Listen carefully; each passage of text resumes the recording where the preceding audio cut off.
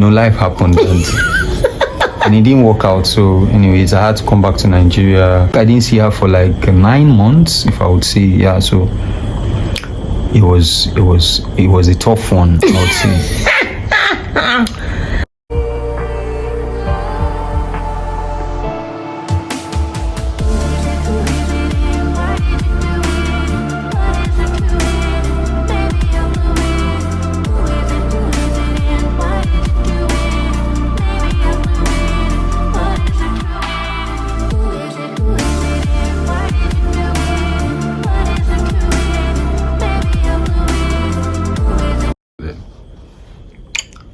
Hey loves! Hello everyone. Welcome back to our YouTube channel. Here we are. Thank you so much for tuning in. If you're new here, you are highly welcome. Okay. Thank you so much for joining this family. I want to say thank you in at least 4 languages as the polyglots that I am. Sorry, it's not pride. So I want to say thank you in English.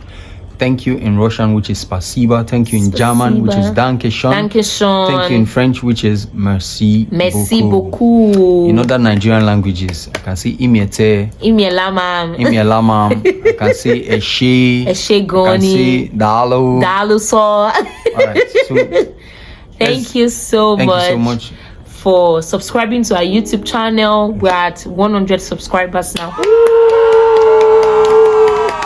So thank you so much. Let's get into. And as you can see from the title of the video, so let's get right here.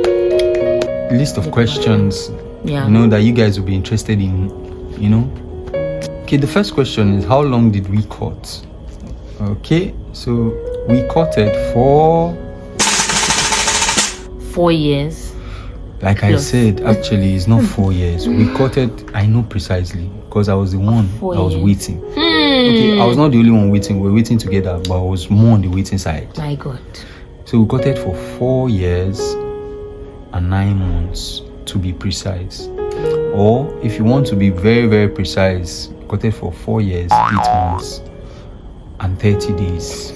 It depends on you. Okay, yeah. So the second question, why did we court for that long? Okay, so initially it wasn't planned. However, he was in his 6th year, in his final year, when we started courting. I was in my 4th year in medical school, so I needed to finish my medical school, and he actually had to pop the question, set the ball rolling, because initially was supposed to leave the country. But along the line, that did not work. So he had to stay back in the country to do his internship. I had to leave the country to come to Nigeria to be licensed. You get the gist, right? So I had to come back to Nigeria to be licensed. Eventually, he came around and at that point, we would like to also say that at that point, we were also working with God's timing as well. So it was God's timing at that point to remain, to stay put. That was where God was leading us, so we had to stay back. Just add a little bit. Okay, so the plan was, we're supposed to, of course, leave from that country somewhere else, but life happened and it didn't work out. So anyways, I had to come back to Nigeria and stuff. So of course I had to wait for her to finish her internship here in Nigeria first of all. So the third question. Were we in a long distance relationship or were we together during courtship? Initially, when we started courting, because we're still both in the same country, right? Yeah. So we're together, right? So of course we had all the time together, and when she left, of course, we're in a long distance relationship, because I think I didn't see her for like 9 months, if I would say. Yeah, so it was a tough one, I would say. How did it affect the courtship?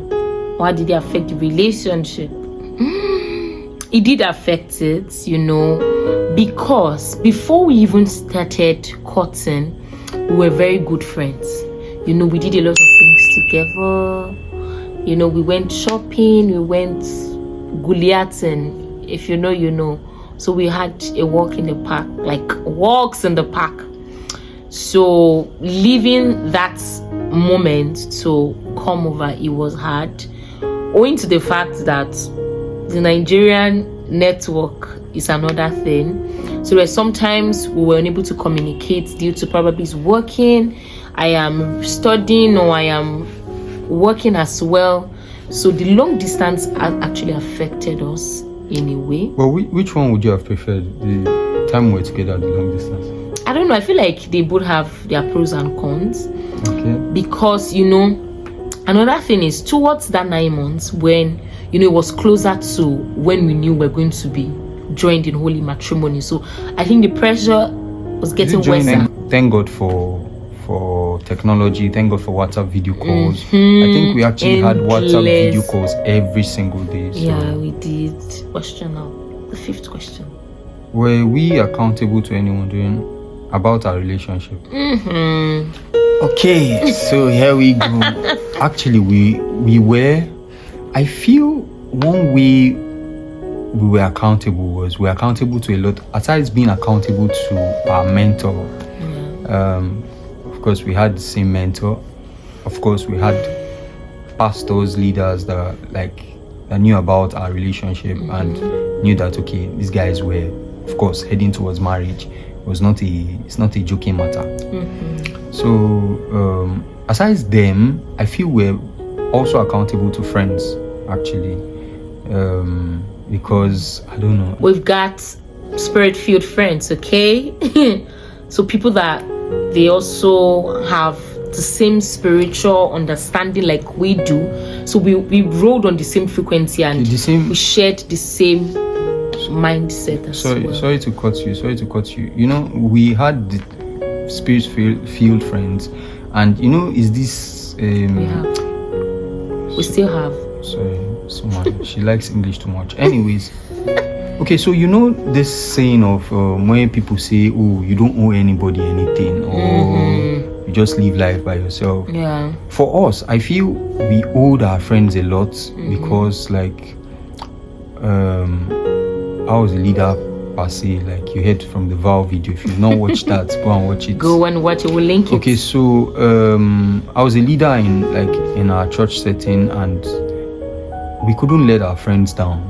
You get, like, everybody, not everybody, but of course most people were looking up to me and to her as well. She was also a leader. She was a sisters coordinator at some point in church then.